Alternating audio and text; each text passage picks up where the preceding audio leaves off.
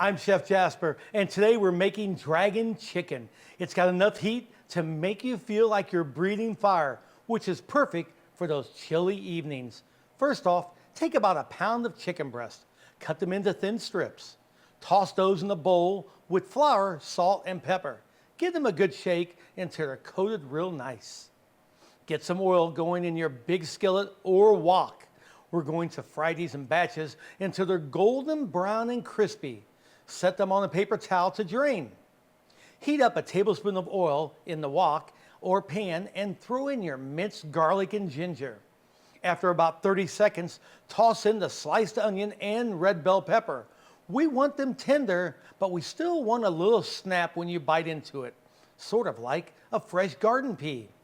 While those cook, grab a little bowl, mix together your soy sauce, chili sauce, ketchup, vinegar, honey, and some red chili flakes. Pour that right over the onions and peppers. Let it simmer and bubble for about a minute or two until it gets thick and glossy.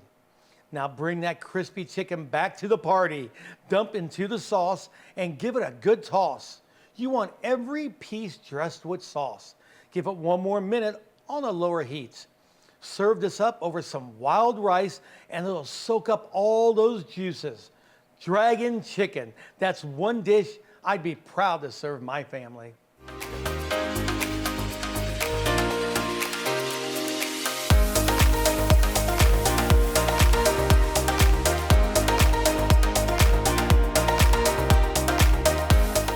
Jasper's Kitchen is brought to you by Hen House Markets, filmed on location at MCPL Culinary Kitchens.